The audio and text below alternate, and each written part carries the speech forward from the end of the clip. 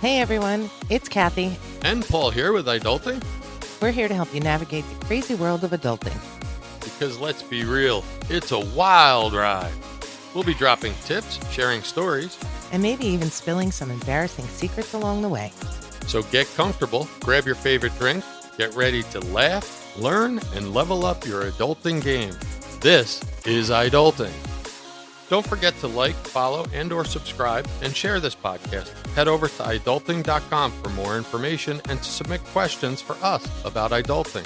And maybe even pick up some of our new merchandise. And if you know any fellow adults who need some guidance, send them our way. And feel free to share this podcast freely out there. We'd like to get our numbers up. Welcome back, everyone. Today we're going to be talking to you a little bit about cultivating connections. We're going to talk about work relationships, friendships, and romantic relationships. I think we're going to start out with work. It's probably the most generic and easiest one to talk about with everybody. It is. In navigating those early adult years, it's a whirlwind of growth and discovery. Work is complex because, well, there's a lot of unwritten rules that go on in the workplace. It's hard as a young adult to make the shift between worlds. So in the workplace, the first and most important thing to do is embrace the learning curve there. Your first few jobs, they're not going to be your dream career. What they're going to be a paycheck. They're going to be a little extra money, and that's okay. Learn new skills there. Understand that the work environment is different than the school environment, and figure out what you don't want as much as what you do want in a future job. Be a sponge. Ask questions.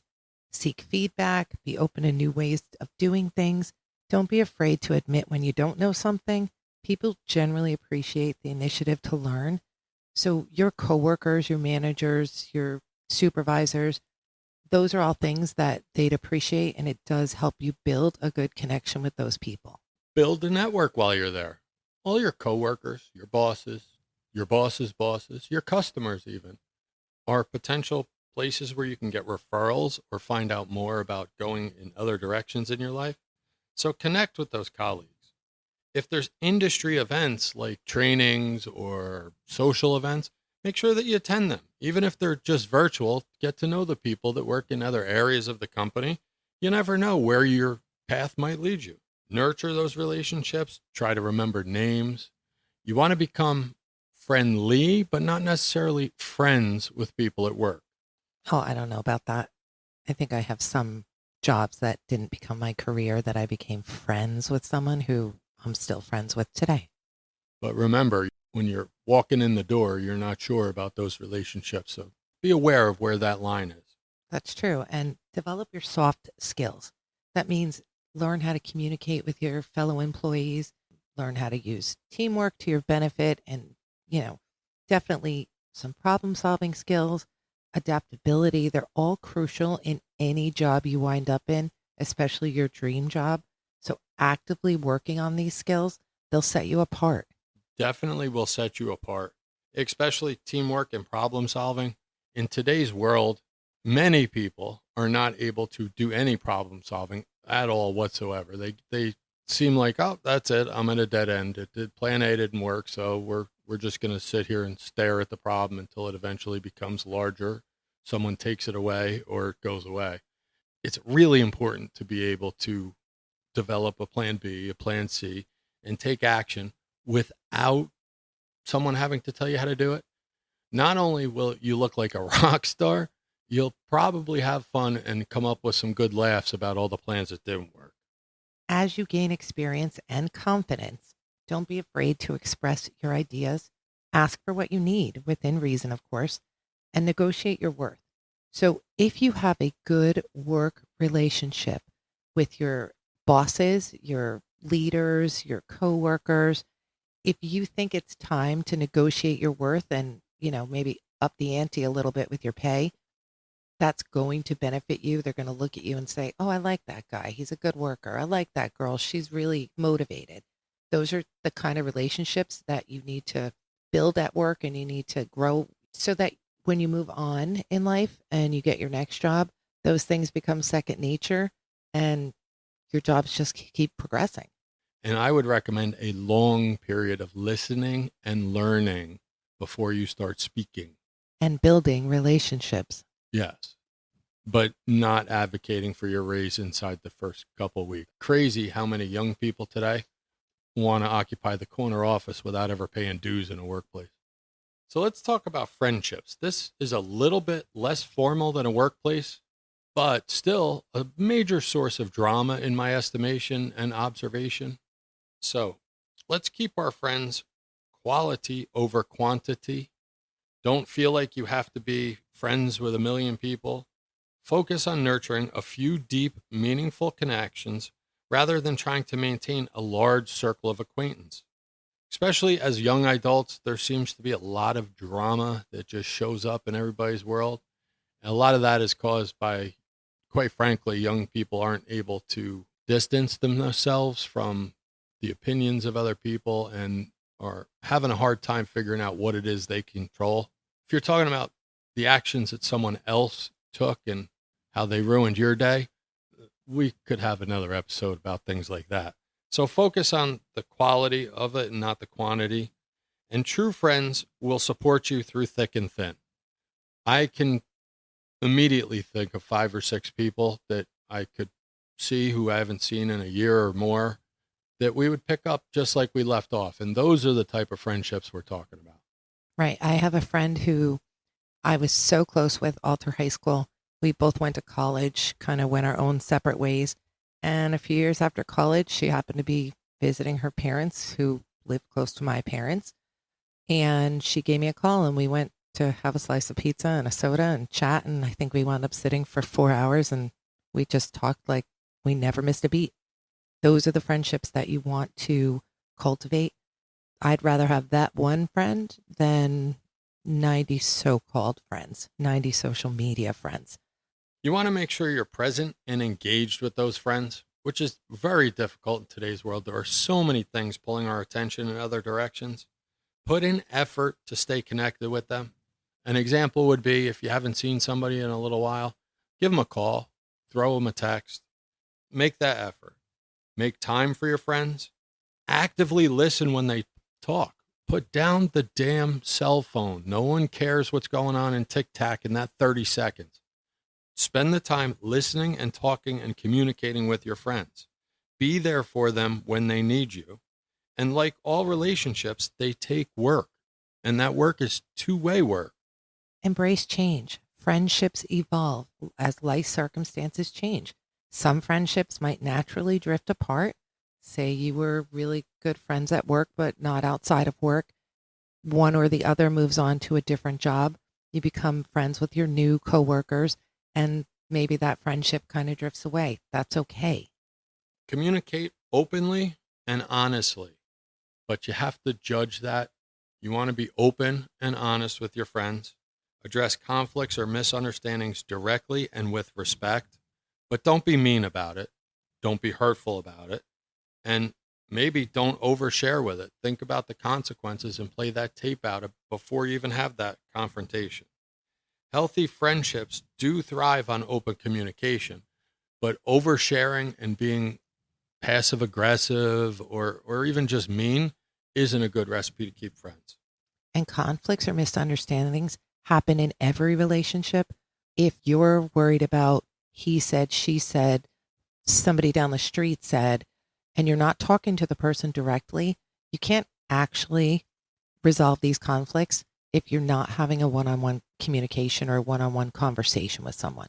On Law and Order, they would call it hearsay. Celebrate everybody's and each other's successes. Be genuinely happy for your friends' achievements and offer support during their challenges.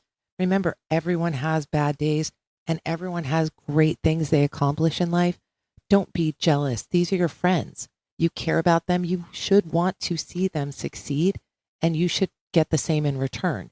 So when you do something great, I'll bet the best feeling in the world is that some of your close friends are so excited and happy for you.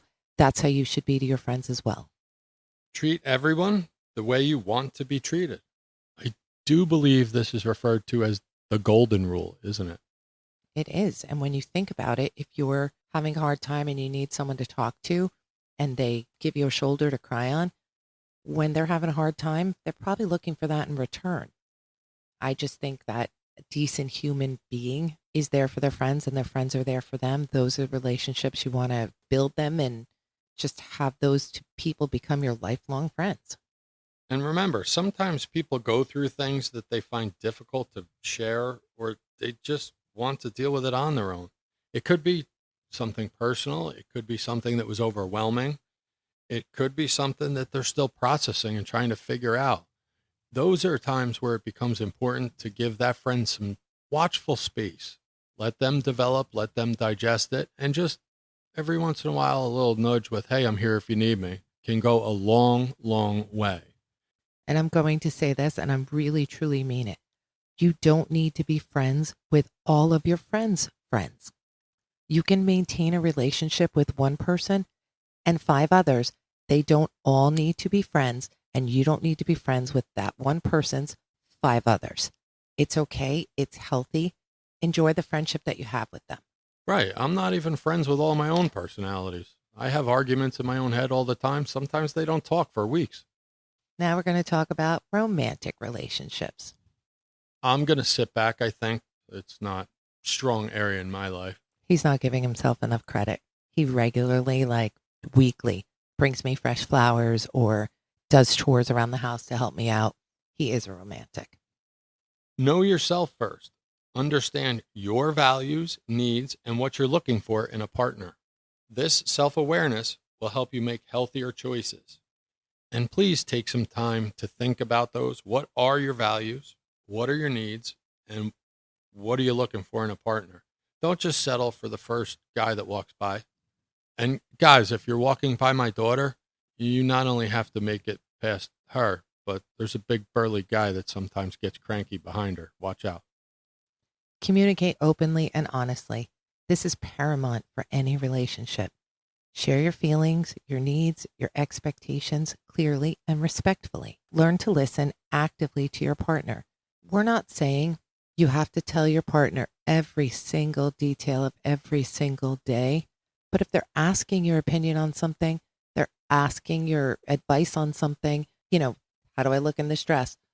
It's okay to say honestly whether you like or dislike something or if you like something better, but do it nicely and respectfully. People have feelings and sometimes they're looking for an answer that you're not going to give them, but you also don't need to tell everybody everything.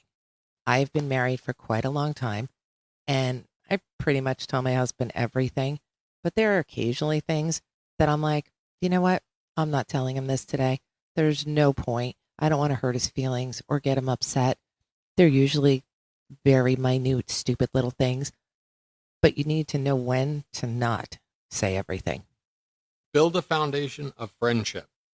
Strong romantic relationships often start with a genuine connection and shared interests, like EMS and a PHTLS class. That's true.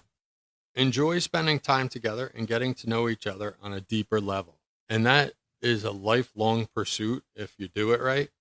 We actually, when we were dating and we were thinking about, taking the next step, getting married, we bought a book. Actually, Paul bought a book for us that was a workbook that you kind of went through page by page and gave you a lot of things to discuss. I mean, it discussed everything from your favorite color to how many children you want to have one day.